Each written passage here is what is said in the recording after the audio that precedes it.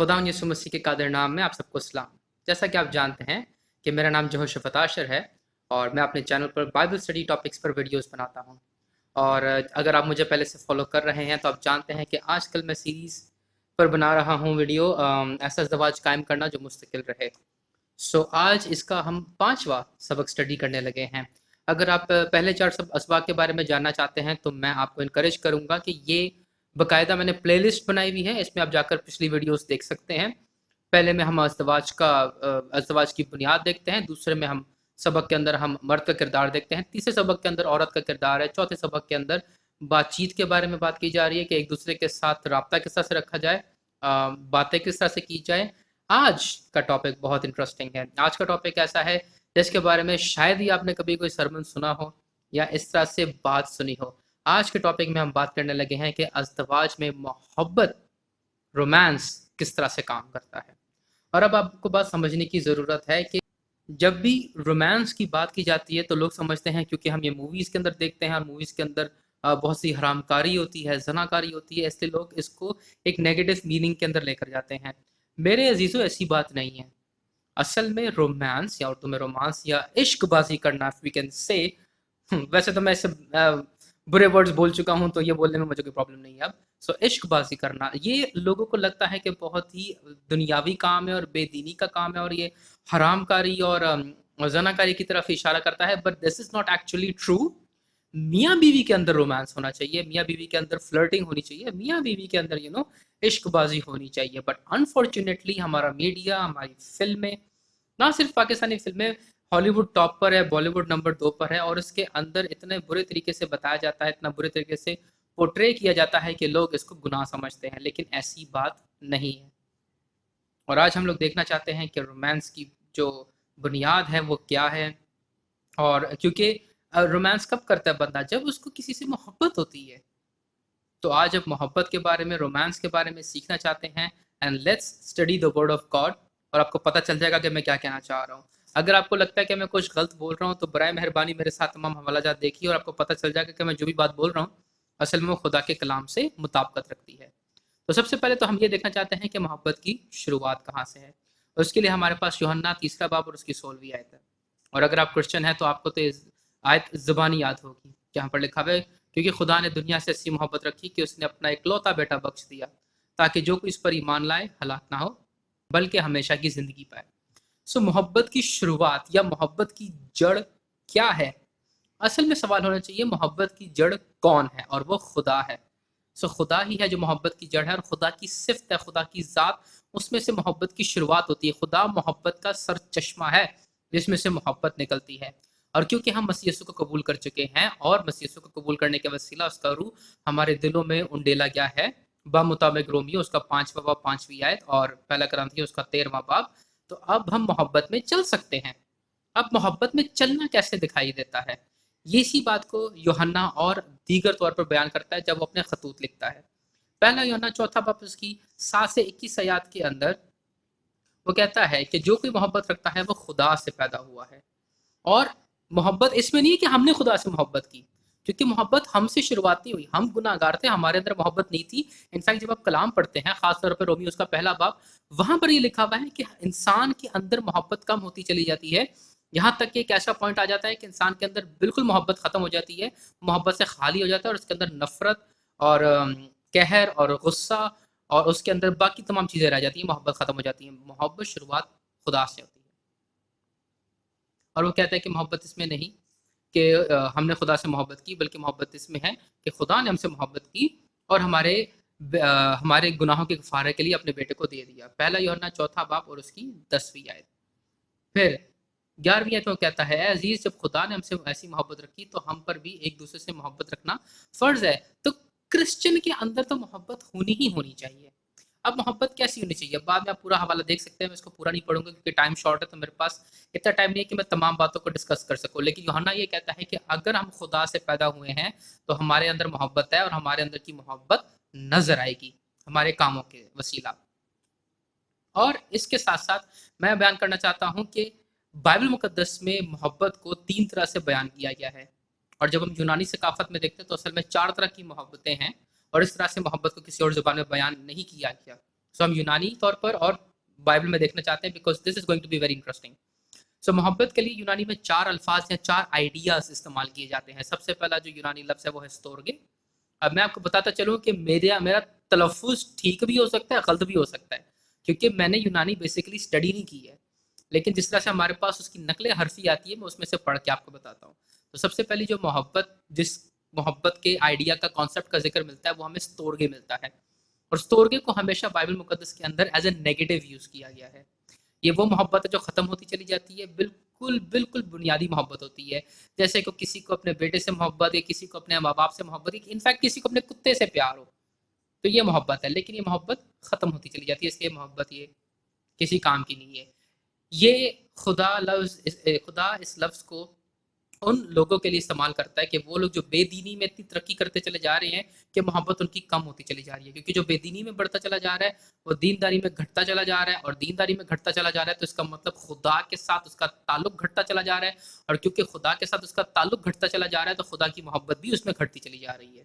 इसलिए एक टाइम आता है कि उसके अंदर सिर्फ दुनिया ही दुनिया रह जाती है और मोहब्बत चली जाती है। दूसरा जो मोहब्बत के लिए लफ्ज़ है एरोस, और एरोस बाइबल में कहीं नहीं इस्तेमाल किया, लेकिन यूनानी अदब के अंदर बहुत ज़्यादा इस्तेमाल किया गया है। और एरोस का मतलब है जिनसी मोहब्बत या आशिकाना मोहब्बत। ऐसी मोहब्बत जिसमें लड़का या लड़की चाहते हैं कि अपने जिस्म को एक दूसरे के लिए दे दें, ये मोहब्बत होती है। और अब मुझे समझ में नहीं आती, मतलब लोग कहते हैं कि रोमांस को बड़ा बुरा देखा जाता है। इनफैक्ट अगर हस्बैंड वाइफ भी कर रहे हों तो भी वैसे तो बुरा ही माना जाना चाहिए। जब एक जो गैर शादीशुदा लड़का लड़की है, वो इस तरह से कुछ कर रहे हैं तो वो तो बुरा ही होना चाहिए, लेकिन मैरिज में भी इसको बुरा माना जाता है। तो मुझे एक बात बताए, मैरिज में सेक्स क्यों करते हैं आप? उसको भी फिर बुरा माने। और ये लोग समझ नहीं पाते कि मुबाशरत यानी कि सेक्स, ये आशिकाना मोहब्बत का अरूज है, और यही तो एरोस की मोहब्बत है। इसमें क्या होता है कि बंदा चाहता है कि मैं अपना बदन दूसरे को दे दूं, असल में ये मोहब्बत है। लेकिन ना सिर्फ ये कि उसका बदन भी अपने लिए ले लूं, एक हो जाऊं। सो ये आशिकाना मोहब्बत है, जिनसी मोहब्बत है, जिस्मानी और जज्बाती मोहब्बत है। लेकिन इसका भी एक फ्लॉ है, एक इशू है, कि ये मोहब्बत एक टाइम पे बहुत ज्यादा जज्बाती होती है और दूसरे वक्त एकदम से खत्म हो जाती है। आप चाहते बंदे के साथ मुबाशरत करो, उसके साथ एक बदन हो जाए, एवरीथिंग, लेकिन जब आप हो जाते हो तो वो फीलिंग आपकी फिर चली जाती है। सो ये भी कोई यू नो ठोस बुनियाद की मोहब्बत नहीं है। तीसरी तरह की मोहब्बत है फिलियो। ये थोड़ी बेहतर मोहब्बत है, ये दोस्ताना मोहब्बत है। आप चूज करते हो एक शख्स से मोहब्बत रखना, उसके साथ ताल्लुकात रखना, उसकी भलाई के लिए काम करना, उसकी फलाह बहबूद के लिए काम करना। लेकिन ये भी अपने अंदर एक कमी रखती है, और वो क्या, कि अगर दूसरे से कोई जवाब ना मिल रहा हो तो ये बुझ जाती है। लेकिन एरोस और स्तोर्गे से बनस्बत ये अच्छी मोहब्बत है। और फाइनल मोहब्बत, जिसका तकरीबन हर क्रिश्चियन को नाम पता ही पता होगा जो स्टडी करता है, वो है अगापे मोहब्बत। अगापे का मतलब ये है कि इलाही मोहब्बत, खुदा की मोहब्बत, जो कभी नहीं मिटती, कभी नहीं खत्म होती। अगला बंदा जवाब दे रहा हो या ना दे रहा हो, आप उससे मोहब्बत करते ही करते हैं। अब ना, जैसे जैसे हम आगे बढ़ेंगे कि तो हम चलते चले जाएंगे, बट यू नीड टू सी कि क्रिश्चियंस के अंदर अगापे मोहब्बत होनी चाहिए, कि अगला बंदा जवाब दे रहा हो या ना दे रहा हो, आपके सिर्फ जज्बात नहीं हो, आप चूज करें मोहब्बत करना। उसके बाद हमें हुक्म दिए गए हैं, यूहन्ना 13:34 के अंदर यीशु मसीह कहता है, तुम दूसरों से मोहब्बत रखो जैसे मैंने तुमसे मोहब्बत की। और इफ्सियो 5:25 के अंदर लिखा हुआ है कि शोहरों, अपनी बीवियों से ऐसे मोहब्बत करो जैसे कि मसीह ने कलीसिया से मोहब्बत की। तो शोहरों को अपनी बीवी से ऐसे मोहब्बत करनी है जैसे मसीह ने कलीसिया से मोहब्बत की, और मसीह ने अपने आप को कलीसिया का वास्ते मौत के हवाला कर दिया। वैसे ही एक शोहर को अपनी बीवी से मोहब्बत करनी चाहिए, ऐसा होना चाहिए। फिर रोमियो 13:8 से 10, वहां पर अगेन पौलुस ही बात करता है। वो कहता है कि आपस की मोहब्बत के अलावा किसी के कर्जदार ना रहो। इनफैक्ट जब आप किसी से मोहब्बत करते हो तो आप उसके साथ बुराई करते ही नहीं, क्योंकि मोहब्बत क्या है, जब किसी से आप मोहब्बत करते हैं तो आप झूठ नहीं बोलते, आप उसके साथ दगा नहीं करते, आप उसके साथ बेईमानी नहीं करते, आप उसका बुरा नहीं चाहते। तो ये पौलुस बात करता है कि क्रिश्चियंस के अंदर क्या होनी चाहिए, मोहब्बत होनी चाहिए। और फिर पहला करंथियों 13वां बाब, और खास तौर पर अगर मोहब्बत की खसूसियात आप देखना चाहते हैं तो 4 से 8 आयत देखें, और फाइनल उसका हासिल कलाम आप 13वीं आयत के अंदर देखें। वहां पर पौलुस कहता है, मोहब्बत साबिर और मेहरबान, मोहब्बत हसद नहीं करती, मोहब्बत शेखी नहीं मारती और फूलती नहीं, नाजेबा काम नहीं करती, अपनी बेहतरी नहीं चाहती, झुंझलाती नहीं, बदगुमानी नहीं करती, बदकारी से खुश नहीं होती बल्कि रास्ती से खुश होती है, सब कुछ सह लेती है, सब कुछ यकीन करती है, सब बातों की उम्मीद रखती है, सब बातों की बर्दाश्त करती है। मोहब्बत को ज़वाल नहीं, नबूवतें हो तो माकूफ हो जाएंगी, ज़बानें हो तो जाती रहेंगी, इल्म हो तो मिट जाएगा। तो ये मोहब्बत की खुसूसियात है, या मियाँ बीवी में होनी चाहिए, और मियाँ बीवी में एंड एवरीथिंग, तो उनके अंदर ये तमाम अट्रैक्शन होनी चाहिए। लेकिन उसकी बेस क्या है, उसकी बेस, सो नाउ अब मैं आपको बताने लगा हूँ। एरोस की मोहब्बत, एरोस वाली मोहब्बत, if I would say, arrows वाली मोहब्बत मियाँ बीवी में होनी चाहिए, आशिकाना मोहब्बत होनी चाहिए, ये जज्बात की मोहब्बत होनी चाहिए, और ये होती भी है, तभी तो वो सेक्स करते हैं और बच्चे पैदा करते हैं। अगर ये नहीं होती तो फिर बच्चे वगैरह पैदा कहाँ से होते हैं। लेकिन अक्सर औकात क्या होता है कि मियाँ बीवी में ये जज्बाती मोहब्बत तो होती ही होती है, लेकिन अगापे मोहब्बत नहीं होती, ऐसी मोहब्बत जिसमें एक दूसरे की केयर करें।